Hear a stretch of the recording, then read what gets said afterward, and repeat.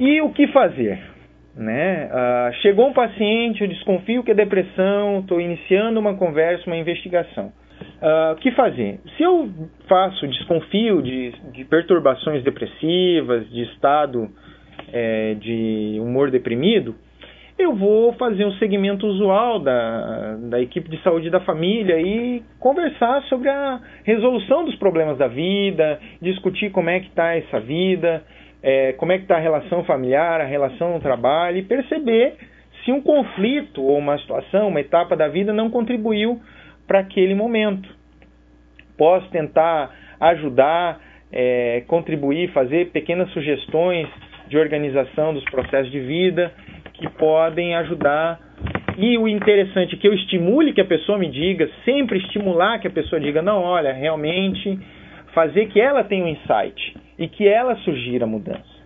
Né? Então, às vezes, olha, você não acha que isso está relacionado ao problema? O fato de você estar trabalhando em 2 empregos, de ter deixado de fazer o curso que você queria, ter abandonado os estudos, não está saindo, não tem nada a ver com o que está... Ah, doutor, é mesmo. Então, você não pode fazer alguma coisa diferente, alguma coisa para mudar?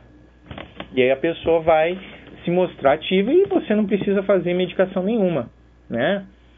A terapia cognitivo-comportamental tem muita evidência, a atividade física tem muita evidência na abordagem, né? A fitoterapia, o hipérico para depressão leve e moderada tem alguma evidência. Na minha comunidade, por exemplo, tem lá a farmácia da igreja. Eles têm lá uma tinturinha de hipérico. Algumas vezes eu prescrevo. O paciente está com sintoma leve, moderado, o paciente tem pouca adesão à mudança, eu inicio com uma tintura. Né? Tem alguma evidência e tem menos efeitos colaterais.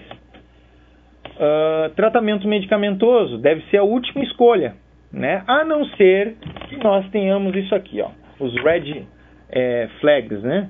Os alertas vermelhos. Então, os alertas vermelhos quais sejam, né? A figura da morte, a pessoa querendo um isolamento social, ou seja, aquela pessoa deixou de trabalhar, deixou de ir para a escola, deixou de frequentar locais que ela frequentava antes, está isolada em casa, sem tomar banho, sem fazer a própria higiene. Isso é um sinal de alerta, de depressão grave, né? Prostração intensa, a pessoa nem fala durante a consulta, nem se manifesta, ela foi trazida pelo amigo, pela mãe, pelo familiar. Grande perda de peso, a pessoa emagreceu, está com caquexia, está emagrecida, a gente acha que está desnutrida, né? Então, com sinais de desnutrição, essa pessoa é um sinal de alerta, né? A pessoa se sente perseguida, oprimida, tem medo de tudo, né? Começa com sintomas psicóticos, fazendo um diferencial de esquizofrenia, né? Ou outras psicoses, a gente tem que pensar em estado depressivo grave. Ou a pessoa inicia com ideação suicida, elaborada ou tentativa concretizada. Aí eu pergunto, eu tenho vínculo com os meus pacientes e pergunto, mas e aí? E depois de estar desconfiando da depressão, eu falo, mas você tem pensado em fazer algo contra ti mesmo?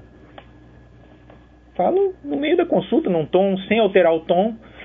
E esses sintomas, tens pensado em fazer algo, em fazer bobagem, né? Muita gente entende já, fazer bobagem, fazer algo contra si mesmo, depende da pessoa, a gente vai usar uma linguagem.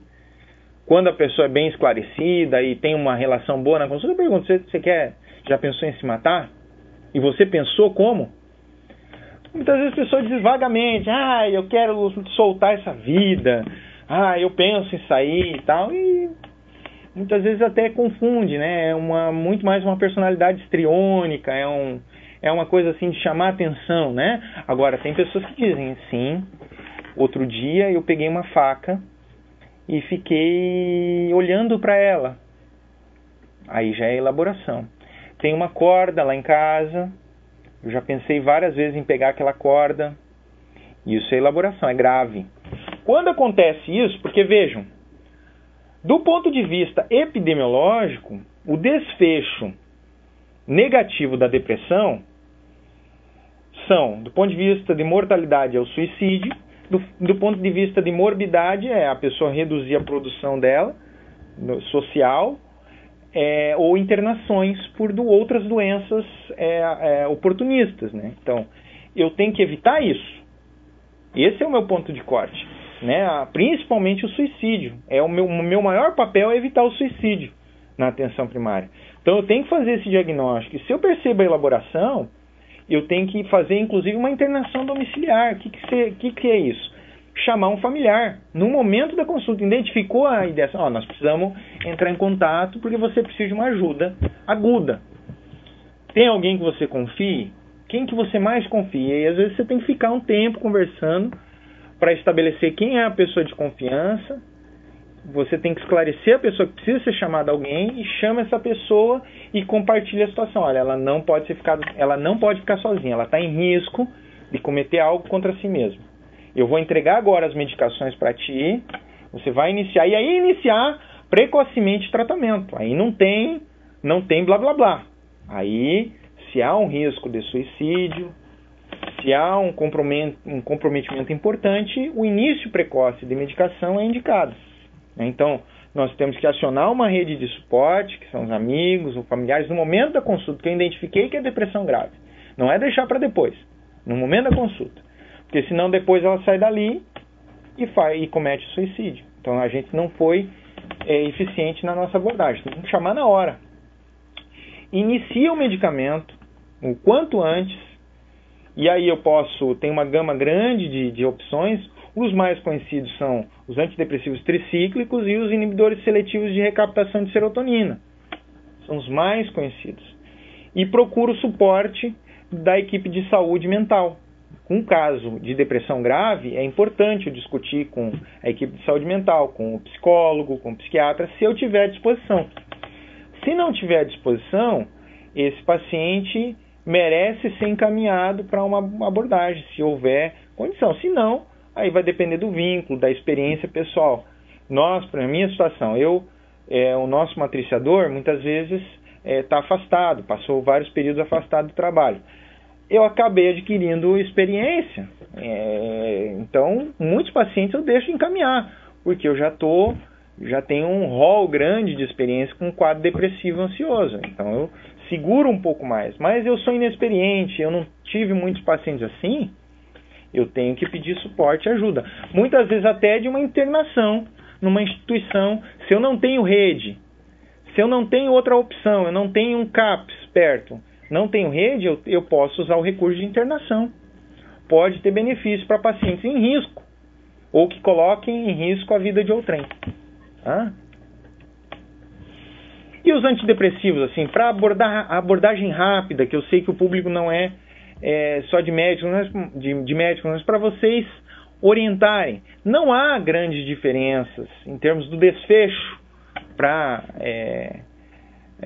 desfecho, no caso, mortalidade, morbidade, para os diferentes antidepressivos.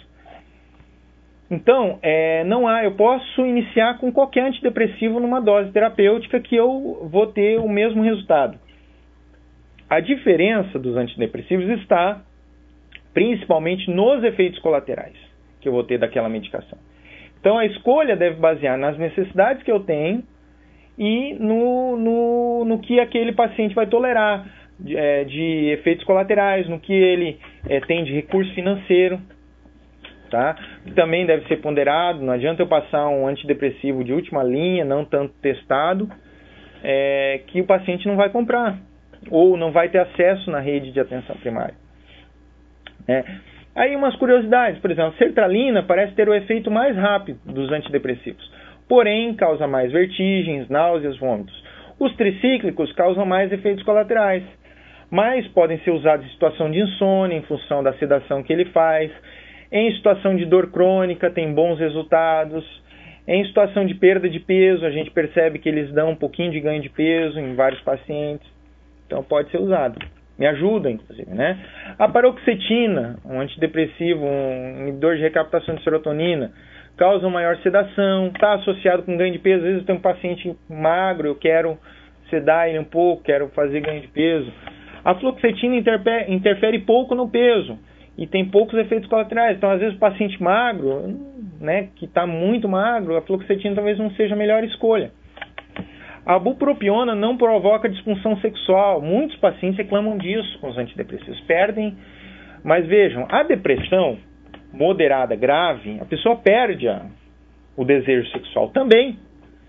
Então, usando antidepressivo, não usando, mas vários pacientes, a atividade sexual, ela ainda está presente e ela é importantíssima. Então, o fato do anticoncepcional tirar ou diminuir um pouquinho a libido pode interferir, ou não só a libido, dar outras disfunções, aumentar o tempo sem ejaculação e outras. O fato do antidepressivo aumentar as disfunções pode ser nosso adversário na terapêutica. Então, a bupropiona pode ser uma opção, porque alguns estudos apontam que ela tem afeta menos a disfunção sexual. Mas, por outro lado, provoca dor de cabeça e insônia em alguns pacientes. Bom, e aí eu termino o bloco depressão. Depois a gente vai para tirar dúvidas. Acho que eu já falei bastante, né? O meu bloco de ansiedade, vocês veem como é grande a história, né? Eu fiquei um tempão falando, mas é difícil abordar tudo, né? Então, ansiedade normalmente manifesta-se como uma sensação desagradável, de apreensão, o perigo iminente, né? Acompanha os sintomas como sensação de sufocamento, estou sufocado, a pessoa sente falta de ar, coração acelerado, muita gente se assusta, acha que vai ter um infarto, é uma sensação que vai morrer, porque o coração bate ali, ó, tem aquela bate no peito ali muito rápido, né? Sensação de morte iminente, a pessoa acha que vai morrer, acha que tem um treco, procuram muito a unidade, doutor, eu quero fazer um check-up, eu tive um treco que eu achei que ia morrer. Tontura, suor, né? Sudorese, sensação de perda de controle, alterações gastrointestinais. Vejam, todos nós passamos por situação assim, né? Já tivemos isso. Isso é normal, né? A ansiedade é normal.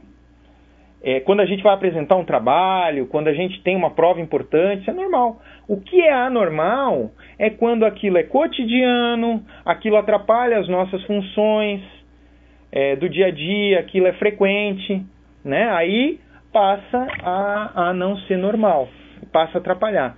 Então, normal é a apreensão adaptativa, uma situação real de perigo ou ansiedade para um desafio cotidiano ou incomum na vida, né, da pessoa, situação de véspera de uma prova, apresentação em público, entrevista de emprego, isso é normal.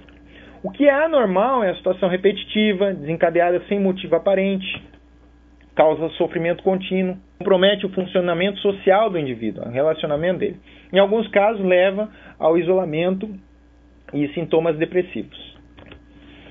Bom, então, quais são os quadros que mais aparecem no centro de saúde e na atenção primária? Ansiedade generalizada, o transtorno de pânico, que é aquele com sensação de morte, acontece episodicamente, muitas vezes sem desencadeante. Dizem que o transtorno do pânico é alguma anomalia no nosso sistema de detecção de perigo. Então, que vem lá do nosso período ainda primitivo, em que a gente tinha lá um dinossauro, um grande animal, um grande predador nos acuando e a gente se preparava para o perigo. Então, tinha aquelas reações de preparo do perigo. Da mesma forma, isso acontece na vida moderna, mas sem o dinossauro atrás. Então, quando acontece isso, é estranho, né? Começa a atrapalhar a vida. Esse é o transtorno de pânico. Reação aguda ao estresse, que é aquela que acontece quando está acontecendo um momento, a pessoa fica estática, né, naquele momento, então ela depois vem procurar a gente porque teve uma reação muito estranha quando aconteceu a morte, quando ela soube notícias. Às vezes a gente prepara a pessoa para aquilo, né, porque sabe que ela tem esse tipo de transtorno. Transtorno de estresse pós-traumático, aquele que a pessoa tem um evento muito forte na vida dela, alguém apontou arma na cabeça dela, a morte de um ente muito querido, e ela permaneceu em sofrimento por um longo período depois daquele episódio. Transtorno de ajustamento, que também é relacionado a ciclo de vida, né, ajuste às diferentes situações da vida, né, a saída dos filhos, o ninho vazio, situação do casamento, a maternidade. Então, são situações, a adolescência, são situações que podem ocasionar o transtorno de ajustamento.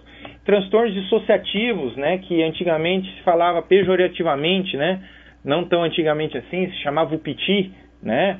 O quadro histriônico, conversivo, Então isso é o transtorno dissociativo, né? A pessoa muitas vezes perde o movimento, ou tem uma paralisia, ou começa a ter um desmaio, né? Que muitas vezes não tem relação biológica com aquilo. E como que a gente vai abordar? Então, diferenciar ansiedade de quadros inerentes à vida e situação de inquietação. Primeira coisa, avaliar a repercussão daquele quadro na vida da pessoa. Se eu tenho uma repercussão pequena, muitas vezes eu vou prescrever um passiflorine, um chazinho, deixar de tomar café, refrigerante, orientação da atividade física, né? Para quadros que são comuns, que a pessoa é ansiosa, a pessoa que tem uma ansiedade um pouquinho a mais quando acontece alguma coisa, né? Estabelecer se o problema é o quadro principal é parte de um outro conjunto de outro diagnóstico, tipo de uma depressão, de uma adição, que é o uso de drogas, né? E caracterizar o transtorno, tentar entender se é um transtorno de ajustamento, se é uma ansiedade generalizada, enfim, tentar fazer essa... Também esse último tópico não é o mais importante, mas é interessante eu entender o contexto e tentar caracterizar no sentido de eu propor uma terapêutica adequada. Investigar doenças cardiovasculares, respiratórias, neurológicas, endócrinas, né? Um hipertireoidismo pode causar ansiedade, por exemplo, intoxicação por drogas, abstinência, dentre outros, né? E o tratamento? O principal é escutar a pessoa, manter uma atitude compreensiva. Muitas vezes essas pessoas chegam e você, em 3 minutos, você já percebe que o quadro dela é ansiedade. Ela teve todo aquele conjunto de sintomas, você percebe que é ansiedade, e só que ele precisa de muito mais tempo de escuta. Você não pode alterar a sua afeição, você não pode mostrar preconceito com aquele quadro, deve compreender aquilo. Muitas vezes esses pacientes chegam propondo: doutor, eu quero um check-up, eu quero um eletrocardiograma, eu quero uma tomografia, sei lá. Me vira de ponta cabeça porque eu preciso, eu achei que eu ia morrer. Então você tem que compreender isso, a gente não pode ter raiva. Muitas vezes esses pacientes acabam despertando nos profissionais de saúde até uma sensação de raiva. É normal. O anormal é a gente manifestar aquilo, a gente deve se conter e tentar entender, compreender, acolher aquele sentimento, né? Aquela necessidade de expor o seu problema. Revisar com a pessoa a história da crise. Eu tive uma experiência pessoal, de pessoa próxima na minha família, que eu disse: olha, Igor, eu tive isso, o que é que eu tenho? Falei: cara, isso aí que tu teve chamado síndrome do pânico. E essa pessoa, ela era instruída, e foi interessante que eu peguei o livro e fui lá: foi isso aqui que tu teve, foi isso aqui. Foi.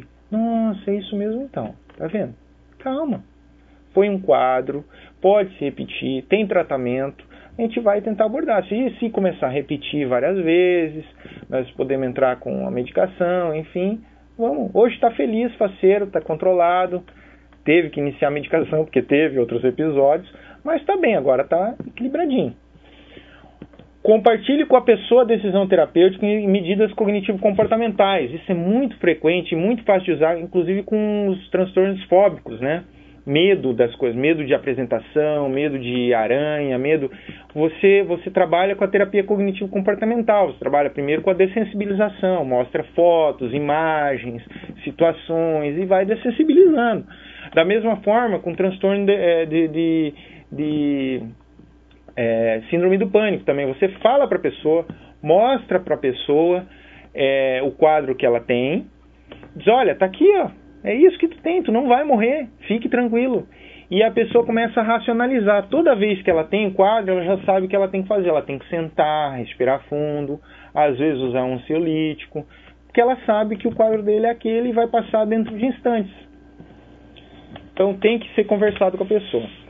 Passos práticos e realistas para o enfrentamento. Não adianta a gente ficar elucubrando sem saber: olha, quando acontecer, como é que você vai lidar? Ah, vou sentar. Perfeito, sentou. E aí? Vai estar acelerado teu coração. Ah, eu vou pegar e vou respirar fundo. Beleza. E aí? Aí eu vou tentar não controlar minha respiração. E vai estabelecendo os passos, de preferência por escrito, para a pessoa lembrar, colar na geladeira, para trabalhar aquilo. Em algumas situações que causam sofrimento na vida, atrapalha o cotidiano ou situações muito intensas, eu vou iniciar com medicação. E daí eu posso usar tricíclicos, inibidores seletivos de recaptação de serotonina, inibidores seletivos de recaptação de serotonina e noradrenalina, tais como imipramina, sertralina, paroxetina, venlafaxina. A maioria tem alguma evidência e alguma eficácia. O melhor é que os médicos da atenção primária tenham um arsenal terapêutico pequeno, mas que eles conheçam bem. E assim eles vão estar lidando com aquelas medicações de acordo com o conhecimento que eles têm. Alguns benzodiazepínicos também, como segunda linha, podem ser usados. O alprazolam, clonazepam, que tem meia-vida curta, são os mais usados. E aí eu vou concluindo. Desculpe se foi cansativo, se foi corrido. Agora a gente vai tirar dúvidas e a gente pode aprofundar em alguma questão. Aqui eu trouxe, já que a gente está iniciando uma etapa no Telesaúde, que é a etapa da saúde mental, um cara que eu admiro bastante, que é o Arnaldo Batista. Logo que ele começou a se sentir diferente na sociedade, ele, com a Rita Lee, compôs essa música, que dizem que sou louco por pensar assim, se eu sou muito louco por eu ser feliz. Mas louco é quem me diz e não é feliz, não é feliz. Então, é uma música para fechar a nossa web de hoje. Agradeço.